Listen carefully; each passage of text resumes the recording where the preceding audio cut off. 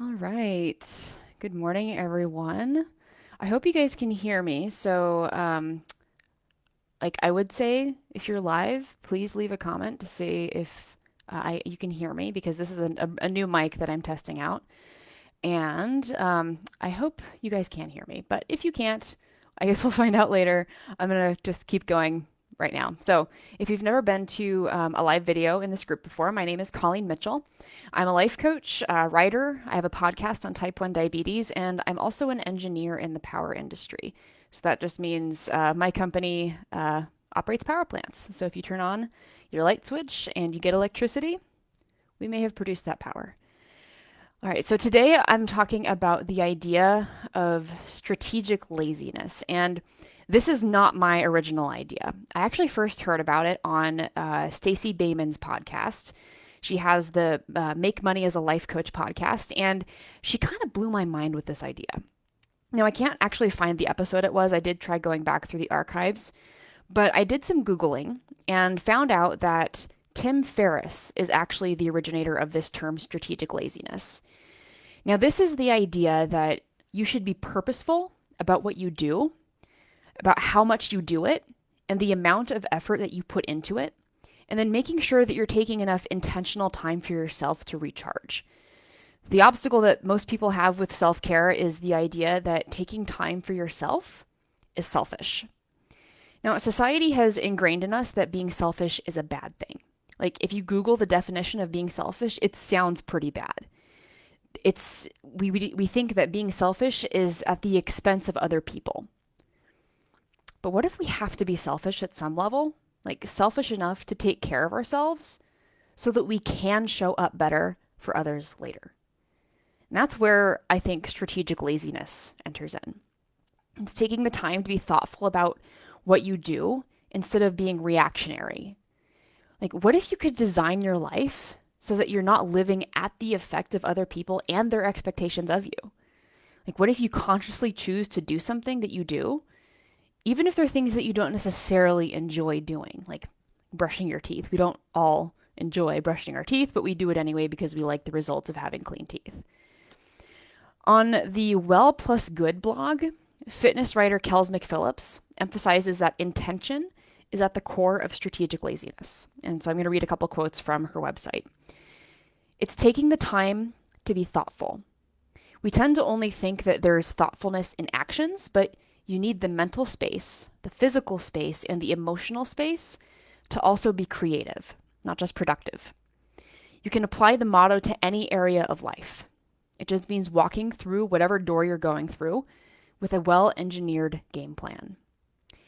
Now, I love that she calls it well engineered. I mentioned earlier. I think engineers are among the most strategically lazy people out there. Engineers like me are trained to look for the process optimizations, ways to reduce effort but increase output at the same time. We kind of hack our realities to make them less obstructive to getting things done. Hi, Sharik. It's nice to have you on live. Okay, I want you guys to think about how you spend your day. Do you get distracted a lot by social media or your phone? I mean, mine's right here. Those things feel like you're being both lazy and productive at the same time. But it goes against the concept of strategic laziness. We almost never go to Facebook with the intention to only spend 5 minutes. Seriously. We go there for the quick hit of dopamine and then to scroll through posts, and then we feel bad about ourselves when it's an hour later and we're still scrolling. Being strategically lazy would be actually calendaring time to go onto Facebook, setting a timer, and then turning Facebook off when the timer goes off. It's making sure that you're intentional about your time and intentional about following through on what you're doing. Deep focus on anything requires zero distractions. When I'm in a focus block at work, I close Outlook, I close Microsoft Teams, I exit the application in the system tray. This is for Teams. So I just like right click and then exit, and then it turns it off.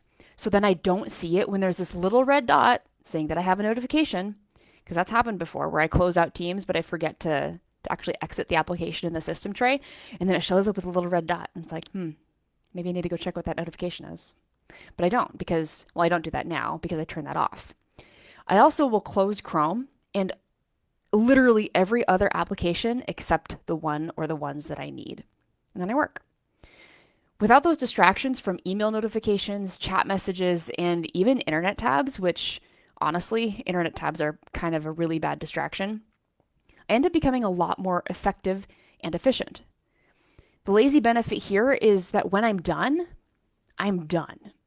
I don't have to waste brain space or brain energy later thinking about the project or the task because I was able to turn off all of those distractions and just work in focus with intention for that time. And it means I earn the rest that I take later.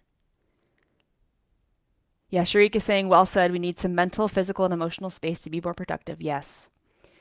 So, another way that I think strategic laziness shows up in the self help world in particular, not just Tim Ferriss or exercise, is through Kendra Adachi's book, The Lazy Genius Way. And if you haven't read this, it is full of so many good nuggets that I like wrote down all of them. I highlighted so many quotes from that book on Goodreads that it's like I highlighted the entire book. It basically asks the question, what do you care most about? And then optimize that. What do you not care about, but maybe other people do? Give those things back to them or hack it so that you don't have to spend a lot of your precious energy on those things. It's delegating. Make it easier for yourself to do things that you actually want to do. Do you want to learn how to play guitar? Then put that guitar in the room that you're most often in. Do you want to do yoga more? Be intentional about when you do it and make it easy to follow through. So I used to have yoga scheduled in the evenings before bed, but I almost always skipped it for one reason or another. It didn't really matter what the reason was. I skipped it. But it was only when I moved it to the morning, right after waking up, and making the yoga mat accessible in the living room. Actually, it's just out all the time now because my husband uses it too. But only after doing that did I get into the regular routine of just doing yoga on autopilot. Humans need reminders, and that's not a bad thing. It's not a problem. Our brains are only cognitively capable of holding on to about 4 different things at any given time. That's just how it works. In regards to this, I actually recommend checking out Barbara Oakley's book. It's called A Mind for Numbers. It's about how humans learn.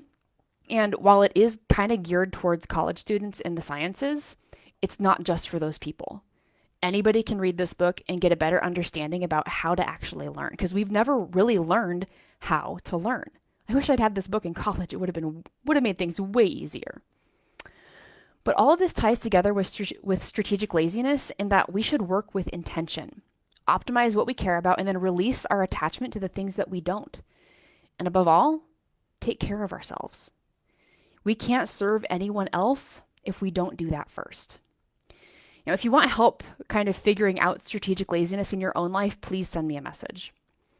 Now, next week, there will not be a live because I will be stomping around a ghost town with my mom. So I will see you guys the week after that.